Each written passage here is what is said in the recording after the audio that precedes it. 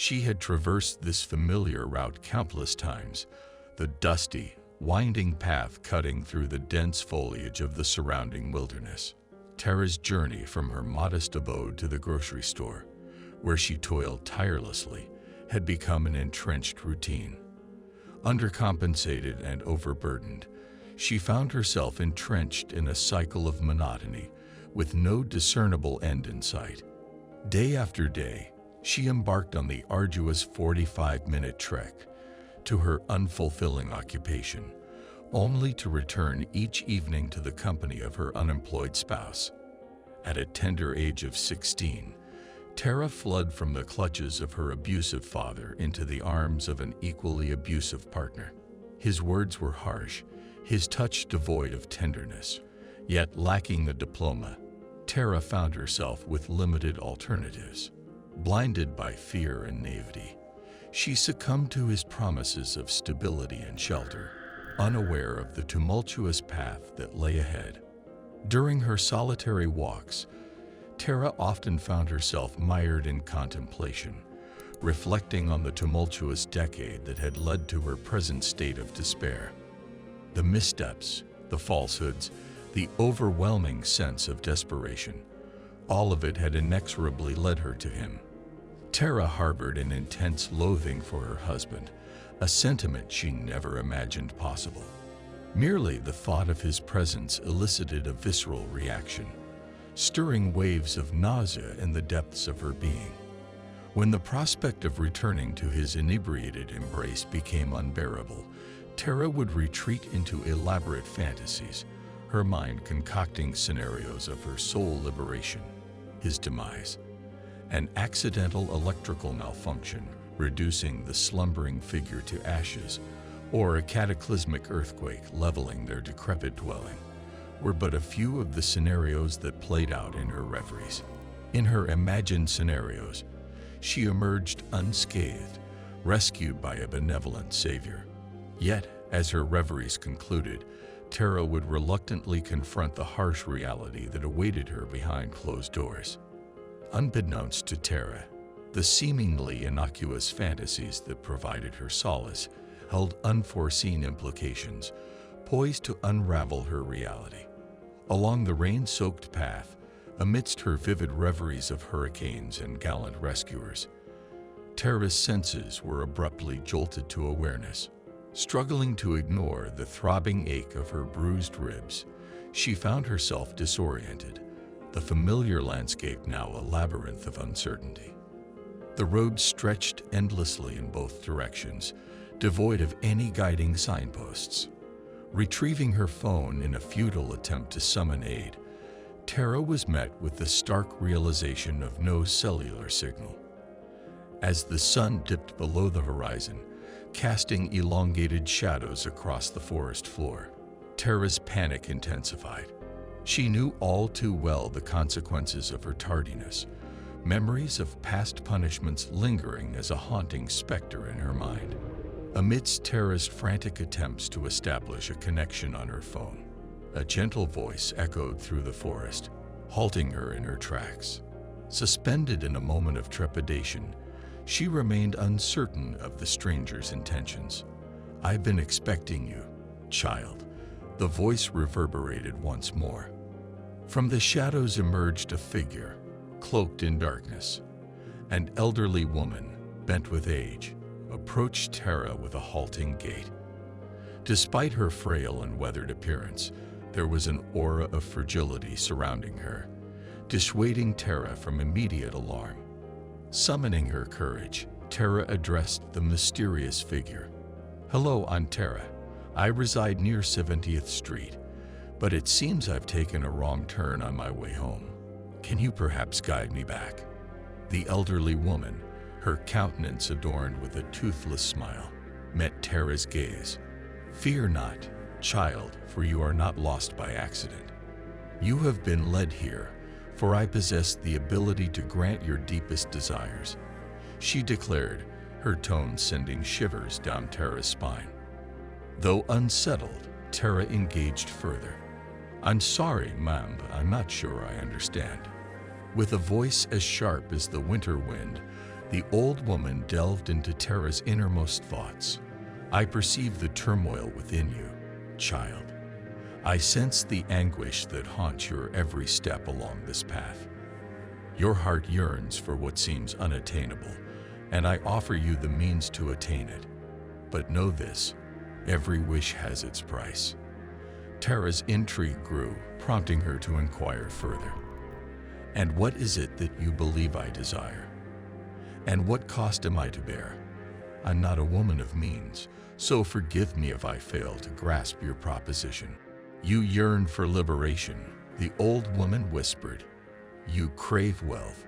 You ache for joy. You harbor the desire for his demise.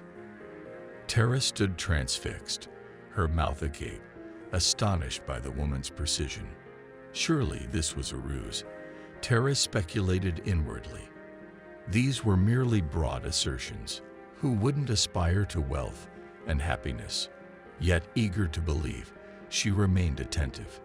I can grant all your reveries, the woman continued. All I request in return is that in 1 year's time, you grant me access to inhabit your body for 2 hours. Tara scoffed at this. Why had she allowed herself to be unnerved by this woman? Clearly, she was deranged. Fine, Tara retorted, but how can I trust that you speak the truth and possess the ability to fulfill these promises? With a swift gesture, the woman conjured a goblet filled with liquid and beckoned Tara closer. Peering into the goblet, Tara beheld her husband asleep before the television, an empty whiskey bottle by his side. Both frightened and intrigued, Tara turned her gaze to the old woman. You can truly alter my fate, and all I must do is grant you 2 hours within my body 1 year hence. That is the bargain, dear, the woman affirmed. Permit me passage into your vessel for 2 hours in 1 year's time, and all your desires shall be realized.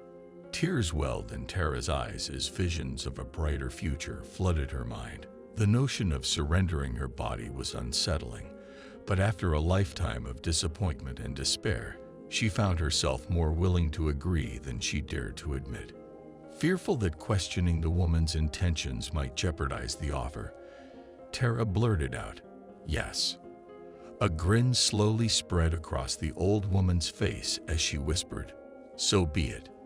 Turning around, Tara found her door before her. The road had vanished, along with the elderly woman. She began to wonder if she had been ensnared in a flight of fancy, if the entire encounter had been a figment of her imagination. Standing before the door, she took deep breaths as her heart raced. In a daze, she turned the doorknob and stepped softly into the dimly lit house. Each step sent a chill through her veins as she approached where her husband sat. And then, in the glow of the television, there he lay, serene, motionless, and breathless. Tara reached out to touch him, recoiling at his cold skin.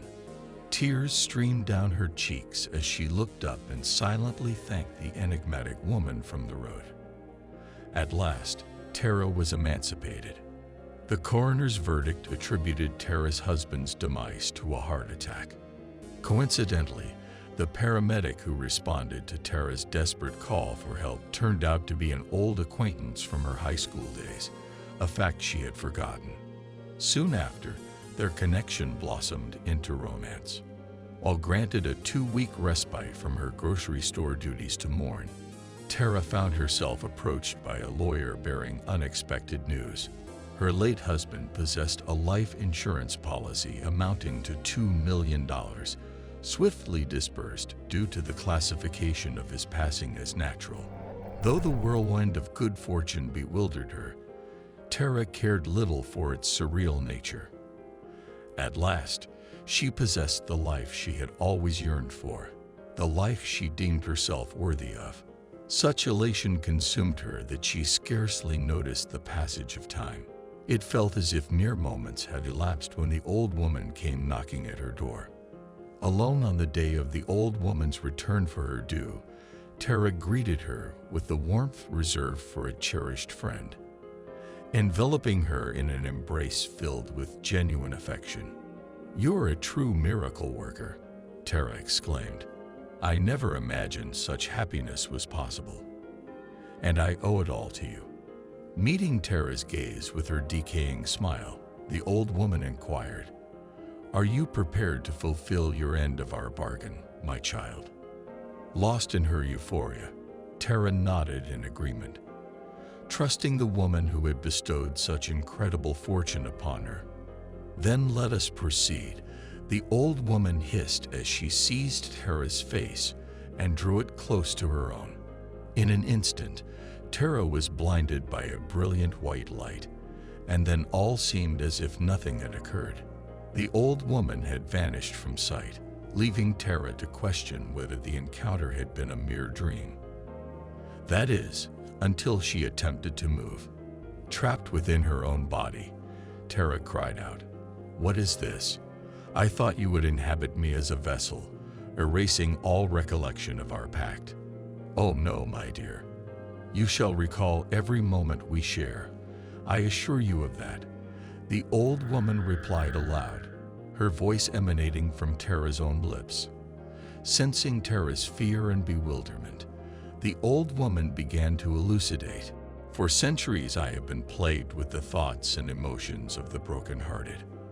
Always tormented, always crying out for help, never making a single effort towards helping themselves. Until I come along and offer a solution that only requires an agreement. 2 hours of their time to receive all of the desires and dreams the bleeding hearts were too lazy to achieve themselves. Not once has any of the disgustingly entitled brats inquired as to how I do what I do, or even why I need to use their body as a vessel. The offer is just blindly accepted, and they greedily enter their new lives unappreciative. Well, these 2 agreed upon hours are used for harvest. You think you were so tormented and your life was so tragic. Let's see how you fare after this." Tara watched helplessly as her body approached the festively decorated house. Entering the sleeping home, Tara felt as her fingers gripped the handle of the knife taken from the kitchen. The home was dark and quiet, but the old woman glided Tara's body effortlessly to her intended destination. Without making a sound, Tara's body positioned over the woman asleep in her bed, and with a swift motion, Tara's hand slid the knife into the woman's stomach. Piercing screams filled the home, pain and terror emanating from the victim's eyes. And with a flick of the knife to the helpless woman's throat, Tara listened as the wails began to gurgle. The warmth of life faded to cold in Tara's arms as her mouth wrapped around the gaping slit in the woman's throat. She tasted copper as the blood slid down and coated her stomach. Tara's cries and screams of horror could only be heard by one, and in response, she felt her blood-soaked lips curl into a smile. Standing over the mauled woman, shrill and cruel, the old woman began to speak. "For every soul I take before its time, I must sacrifice an innocent soul to appease the disregard of death's plan. A soul not promised to him, one destined to a greater eternity." From a darkened corner came a child's whimper. The old woman turned Tara's head so she could see the terrified girl violently crying as she stared at the grotesque figure that was once her mother. "You thought you were in hell, but oh how wrong you were. Your laziness to wait for rescue and your selfishness to ignore consequence has cost the life of this young, widowed mother. Look into the eyes of this child and see what real tragedy is. This orphan will live tormented for the rest of her life, and there is nothing that will remove her misery. Although unlike you, she will try. Remember, you did this. Enjoy your reward, because the cost was immense." And with a flash of white and a searing pain, Tara collapsed to the ground. Tears streamed down her face as she began to scream, clenching her blood-drenched hands, finally able to express her shock of what she had been forced to do. Tara never heard the police sirens, never felt them as they put her hands in restraints. And she would never remember being taken away from the sacrificed woman and the child she had damned. After a short trial, it wasn't long before she was committed to a mental institution. Despite desperate attempts from people trying to understand why she had committed such an awful act, Tara never spoke to anyone again. It was as if she were trapped inside her mind.